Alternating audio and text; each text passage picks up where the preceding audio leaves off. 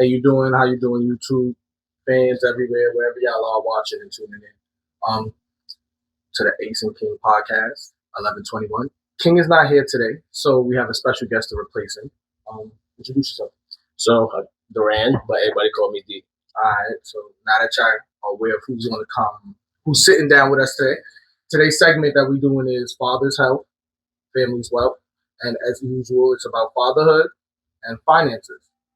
This conversation we're doing today is about finance. So I'm gonna have a few questions to ask. Successful black man sitting next to me. So, what do you do for a living? So I'm currently a logistics officer in the Army, stationed in Hawaii. Came home to New York to visit the family for the holidays. All right, cool. How long you been in the Army? 13 years now. 13 years. And is this something that you're passionate about? So I'm a logistics officer now, which I am passionate about. I love planning things. When I first started out my military career, I was infantry. For those that don't know, 11 Bang Bang infantry are the people that go over, fight the wars, all that good stuff. But then in my 8th year, I commissioned as an officer and chose logistics. Okay. And why did you switch over? Few reasons. One, there's no longevity in infantry. When you do get out of the military, the only thing you can do is law enforcement. As I got older, while you're in the military, you're doing a whole lot of stuff. Knees start to hurt, back start to hurt, a lot of injuries. And then getting out the military to continue to do that, I didn't see that. So I'd rather use my strongest muscle. Getting out, logistics pays more, especially with the background and the experience that I have in the Army. After I get out, I can leverage that more. Okay. You said you was in the military, you switched over. Now you're doing logistics. Is that all that you do? Yeah, but that covers a whole lot, whether it's like planning different exercises, going to different countries and working with our partners. Like I just did a 6-month tour in the Philippines at the embassy. Okay. So there, I met the Secretary of Defense, a lot of high-end people where we get to, do certain type of trainings in different type of countries where you meet our counterparts and plannings and stuff like that. Okay. So what made you choose the military? My family actually, I was 2 years into college, was paying for college out of pocket, which is not cheap. So the job I had at the time, I was the last person hired, so I was the first person fired. So being that I couldn't pay for it, I had no way to go back to school. And then they had the setups, they had the recruiters at my school, and that's how they got me. So they was like, listen, we will pay for your school, take care of all that, and I had no other way to pay for school. So at the time, I was like, you know what? It's the best option I have right now. So I joined in. I was just going to do one contract and then have them finish paying for school. But as I got to do more, I was like, you know what? This is good. And then the more sort of money I'm making, I was like, well, my degree would have been in education. If I was to just complete school and be a teacher, I wouldn't be making what I make now. Okay. So I was like, you know what? The money's there. There's different opportunities that come with this. So I'm like, you know what? I'm going to make it work for me. Okay, cool. And the money that you got from the military, is there something that you did with it, invested in something else? Definitely. So I used the VA loan, which is something that you do for housing. Like the military gives you, as soon as you sign your contract, you get what's called a VA loan, one of the benefits that they offer. So what I did with it, instead of like purchasing a home and moving into it, I purchased a 2-family home and then rented it. Okay. So it pays for itself. I make a profit off of it, and then basically turned a 2-family home into a 3, because now I worked on the basement and then rent that out to like traveling nurses, stuff like that. So that's just pure profit. Okay. Is that the only piece of real estate that you own? As of right now, I'm working on my second one. Okay. So would you say the real estate market was the first thing you invested in, or was there something before that? Or yeah, so before that, I was like just in regular stocks, down to the Robinhood, different markets that you can get into, different type of stocks that you can get into. I mostly focused on the stuff that I was already putting my money into. Like I would wear Nikes, I buy that. You know what I mean? Amazon, put money into that. Any type of clothing, electronics, stuff that I already purchased, I bought those stuff, because why not put my money where it's already being spent? Exactly, that's smart. Jen, all right, cool. So with that being said, what are some keys for being financially stable that you use? Not living outside of my means, right? So everybody wants to live that lavish lifestyle, but you have to start from somewhere. So you take your necessities first, like things that you actually need, not stuff that you want.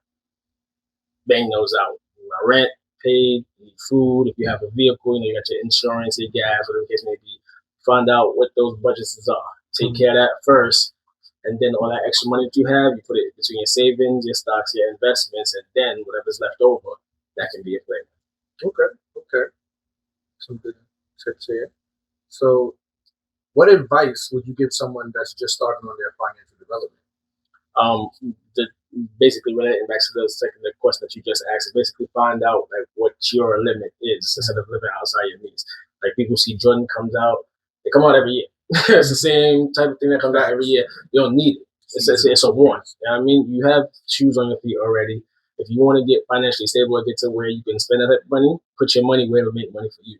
So find out all your needs first. All right, my bills are paid. I have somewhere to lay my head. I have food in my stomach. I got clothes on my back. Now I don't have to go outside of my means. I mean, I know what my limit is. Okay.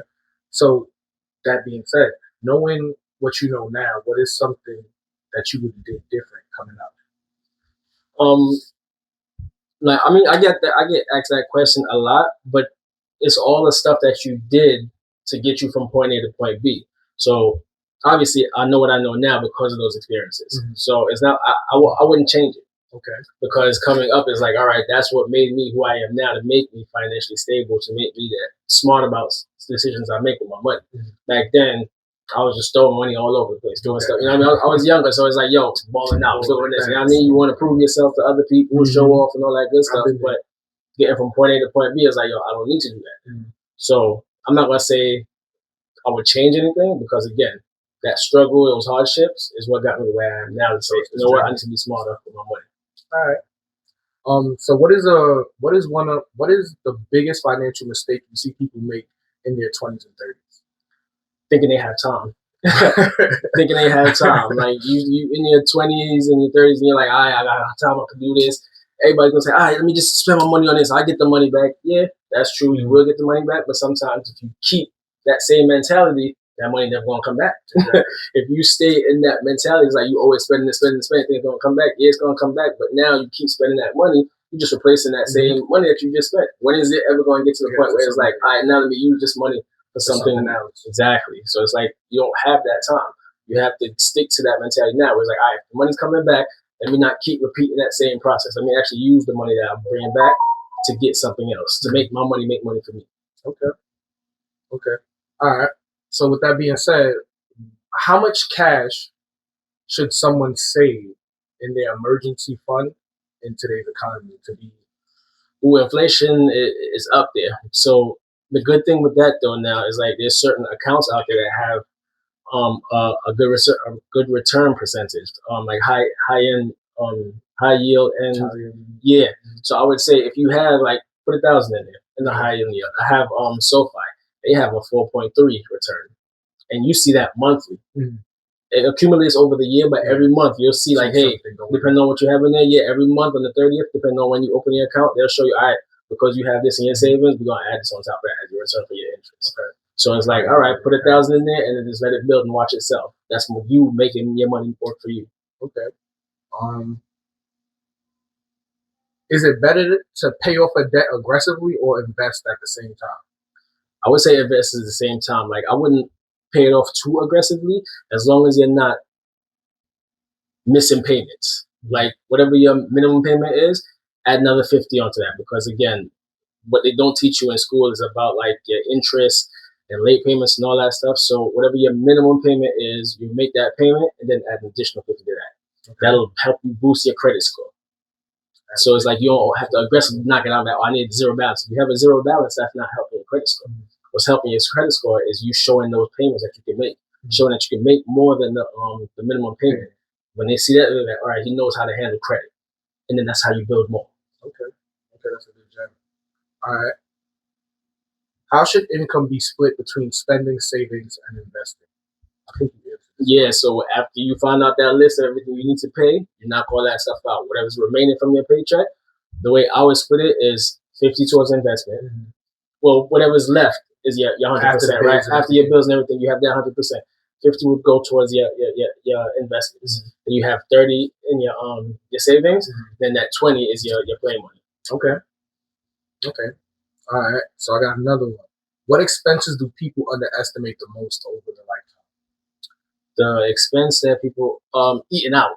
Okay, Like, that's a good one. Uber Eats is people's favorite. Like, yeah, I mean, they go food shopping, come home, and they'll still still order order Uber Eats. It's like, you just spent money on food. Like, why are you still ordering food to go eat or People going be out lazy, to they eat? don't wanna Yeah, cook. and don't want to cook. Like, you just wasted money, and then you don't eat that stuff, and it's sitting there, and it's going to Wasted. spoil. You're going to end up throwing it in the trash over time.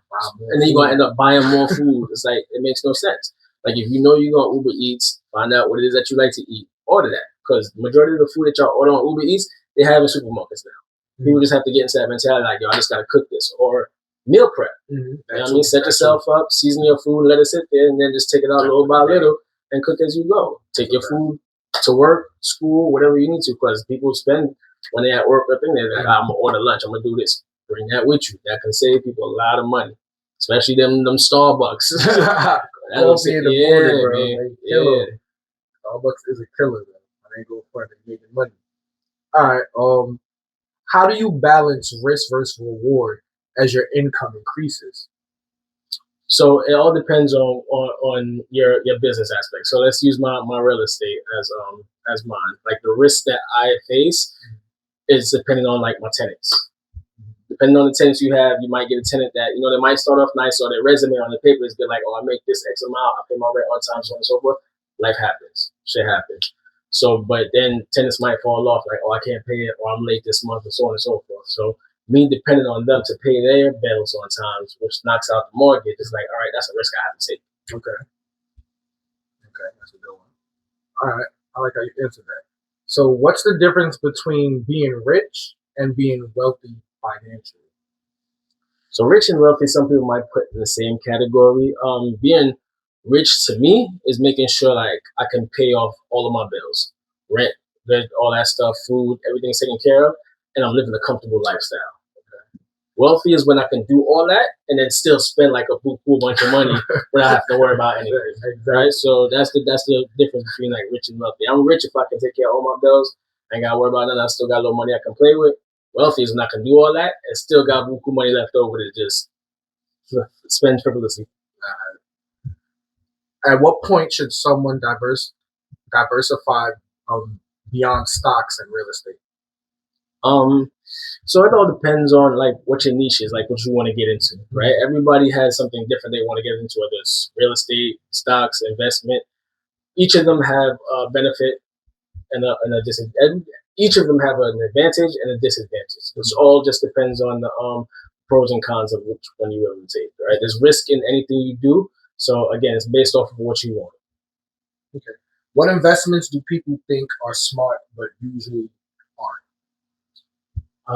Investments that are smart. Again, that's basically related to what you want to do. Because for me, I want to invest in certain products that somebody else might like. Like, nah, I'm not doing that. Again, that's what you want to do. I'm gonna do what I want to do. I feel like this is smart for me. You have to do what's smart for you. Okay, what fits you based off your Pretty much. Because like you said, like, I spend my money on, I invest my money on stuff that I already purchased, right? Somebody else might be like, I'm not gonna do that. I want to put my money towards what other people are buying. But if that goes down in stocks or whatever the case may be, you just lost your money, and you based that off of what other people wanted versus what you wanted. So that also applies to me. What if I'm investing goes down? That's based off of what I want. So again, it all just depends on the person. Okay. Individually based. Yeah.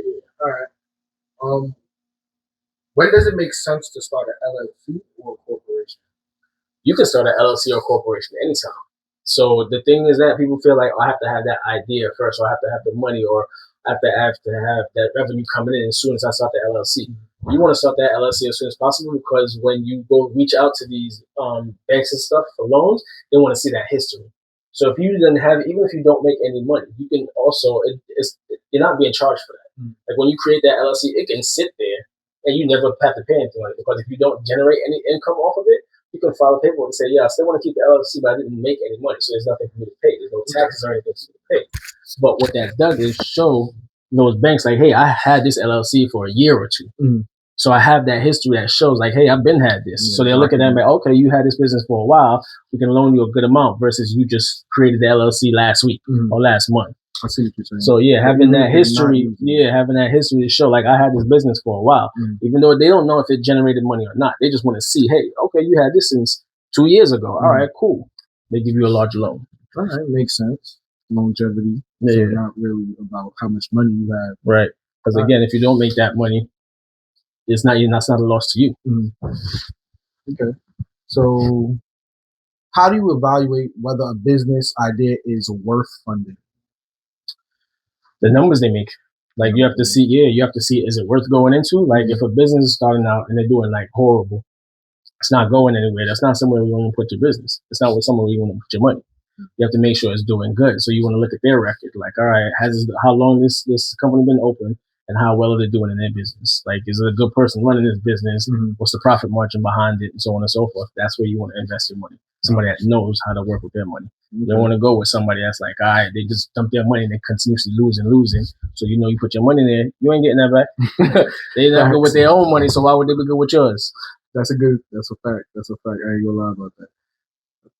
So, let me see. I got a couple of them. What are some legal ways to reduce taxes most people don't take advantage of? So I'm not that tech savvy because they're always changing, right? So there's always, depending on the business you have, because a lot of them fall under different categories, whether you own like a club or a hair salon or stuff like that.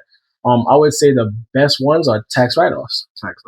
Tax write-off. No matter what your business is, there's always a tax write-off for it, right? So you drive your car, even like before you even get to work, you drive your car from home to work, it's a tax write-off. That gas, mileage, all that good stuff, right?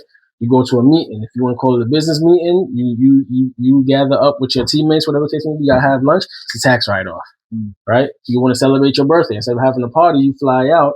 You have a meeting, tax write-off. Okay. Anything, as long as you can relate it back to your business on what you have, it's a tax write-off. Could you do it for a wedding?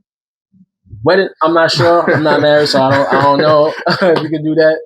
But again, I know certain vacations, certain things you can, as long as it's business related, tax write-off. Okay.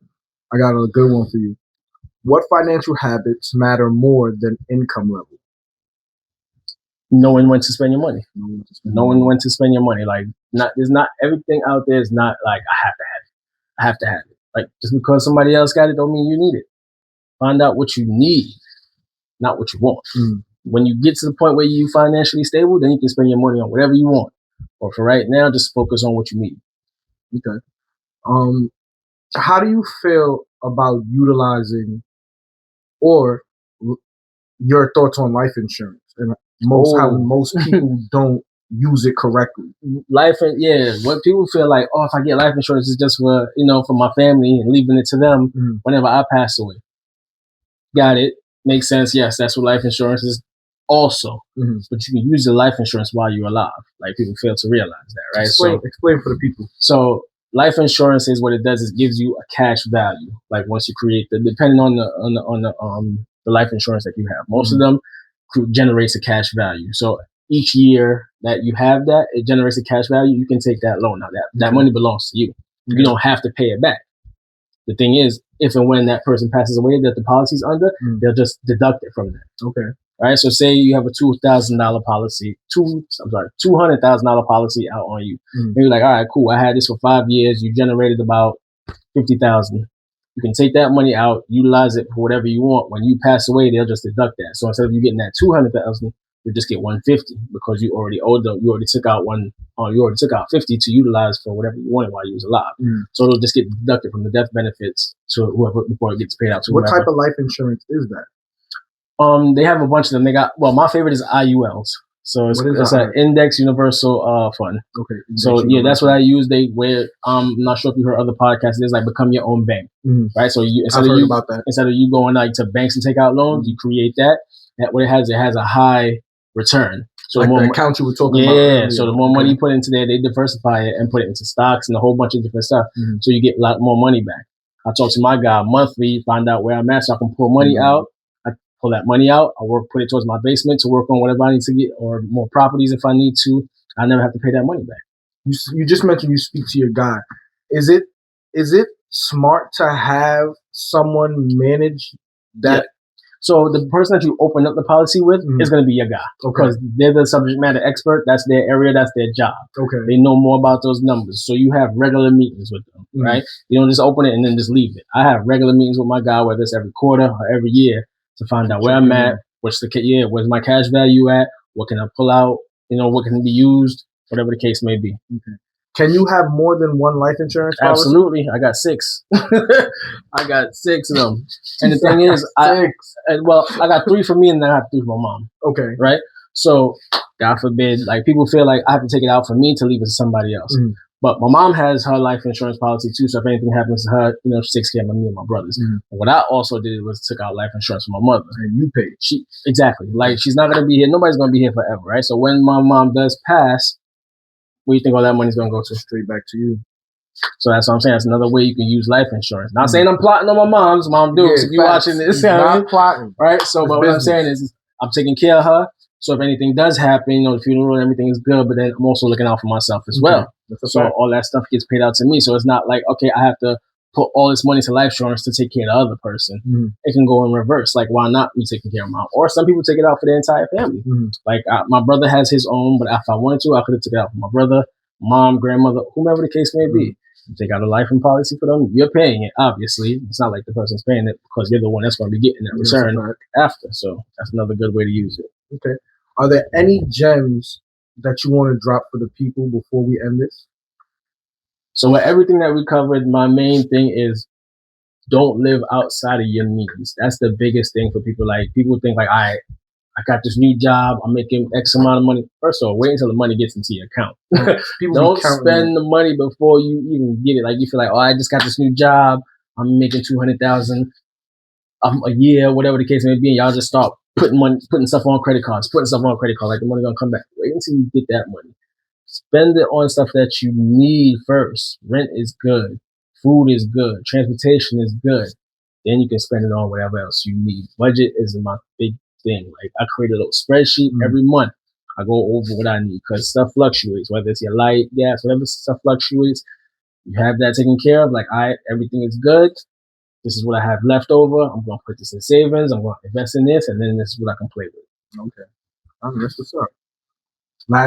That's your last gem? That's my last gem. That's all I got for you. All right, cool. Y'all heard him. If y'all ain't learned nothing, y'all really not listening. You feel me? Because he was talking a lot and he dropped a lot of gems for y'all.